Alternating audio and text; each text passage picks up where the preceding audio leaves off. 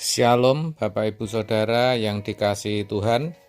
Seri pengajaran hari ini Sabtu 20 Februari 2021 berjudul Tuaian yang Pahit. Tentu Daud tidak pernah berpikir sebelumnya bahwa apa yang dilakukannya terhadap Batsyeba dan Uria akan berbuntut panjang dan bahkan akan menghasilkan tuaian yang pahit. Pertanyaannya, apa sebenarnya yang telah Daud lakukan? Dalam 2 Samuel 11 ayat 4-5 dituliskan demikian. Sesudah itu, Daud menyuruh orang mengambil dia. Perempuan itu datang kepadanya, lalu Daud tidur dengan dia. Perempuan itu baru selesai membersihkan diri dari kenajisannya. Kemudian pulanglah perempuan itu ke rumahnya, lalu mengandunglah perempuan itu dan disuruhnya orang memberitahukan kepada Daud demikian, "Aku mengandung." Ternyata Daud tidur dengan seorang perempuan sampai ia mengandung. Kita tahu perempuan itu adalah Batsyeba, istri Uria, yang tidak lain adalah pahlawan perang dari Daud sendiri. Bahkan Alkitab mencatat pahlawan perang yang gagah perkasa. Sedangkan yang diperbuat terhadap Uria dituliskan dalam 2 Samuel 11 ayat 15. Demikian. Ditulisnya dalam surat itu demikian, "Tempatkanlah Uria di barisan depan dalam pertempuran yang paling hebat.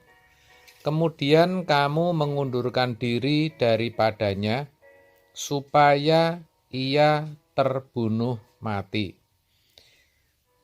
Jelas Daud telah membunuh Uria demi mendapatkan Batsyeba, dan ia sekali lagi tidak menyangka kalau hal itu berakibat fatal, di mana anak yang dilahirkan Batsyeba akhirnya kena tulah dan mati.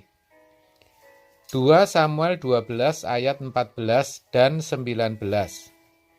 Walaupun demikian, karena engkau dengan perbuatan ini telah sangat menista Tuhan, pastilah anak yang lahir bagimu itu akan mati. Ketika Daud melihat bahwa pegawai-pegawainya berbisik-bisik, mengertilah ia bahwa anak itu sudah mati. Lalu Daud bertanya kepada pegawai-pegawainya, "Sudah matikah anak itu?" Jawab mereka, "Sudah."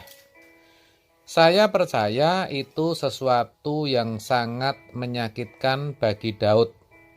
Tetapi itulah tuaian yang pahit, saudara.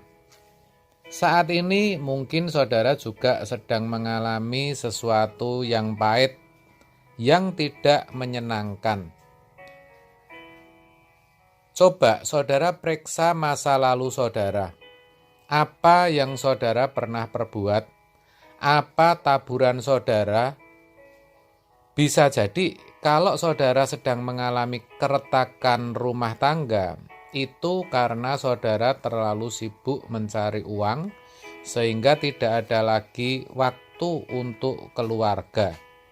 Dalam hal ini tentu bukan tidak boleh bekerja, tetapi komunikasi dalam keluarga juga harus diperhatikan. Barangkali ada juga yang usahanya hancur, tidak ada jeleknya. Lakukan introspeksi. Jangan-jangan memang pekerjaan itu tidak dikelola dengan baik, tidak ada kontrol, dan tidak ada manajemen yang baik. Mungkin ada juga di antara saudara yang terlilit banyak hutang. Bisa jadi karena hidup saudara yang serba wah dan mewah, penuh gengsi. Atau ada di antara saudara yang mengalami komplikasi penyakit Hal itu bisa juga karena pola hidup saudara di masa lalu yang sembarangan, suka minum, makan sesukanya, tidak olahraga, tidur tidak teratur. Belum lagi ada anak yang susah diatur, berani kepada orang tua. Ya, mungkin karena dulunya memang saudara manjakan. Dan masih banyak lagi hal-hal pahit yang mungkin saudara alami dan rasakan. Pertanyaannya, bagaimana kita menyikapinya kalau memang itu hasil taburan kita sendiri? Kita bisa belajar dari Daud. Daud sadar dan mengakui kesalahannya. Ia berkata, "Aku telah berdosa kepada Tuhan." 2 Samuel 12 ayat 13. Setelah itu ia minta ampun kepada Bapa. Ia berdoa dan berpuasa. Ayat 16. Dan ketika yang pahit itu benar-benar terjadi, anaknya benar-benar diambil Tuhan, ia ikhlas. Bahkan sesuatu yang pahit itu di mata Daud menjadi manis, di mana ia boleh menyadari bahwa di balik semua itu ada rencana Tuhan yang indah, yang karenanya lahirlah Salomo. Seperti kita tahu, Tuhan begitu mengasihi anak ini. Ayat 24. Jadi, kalau saat ini saudara sedang mengalami tuaian yang pahit, yang pertama, saudara harus akui kesalahan saudara di hadapan Tuhan. Kesalahan masa lalu saudara. Lalu minta ampun dan berjuanglah untuk bisa melalui masalah dan pergumulan saudara. Ingat, dalam segala sesuatu Tuhan turut bekerja untuk mendatangkan kebaikan. Roma 8 ayat 28. Tetaplah bersemangat. Pandanglah apa yang saudara alami saat ini dari sudut pandang Tuhan. Temukan kebaikan yang tersembunyi. Percayalah, Tuhan tidak bermaksud membuat saudara menderita atau membinasakan saudara.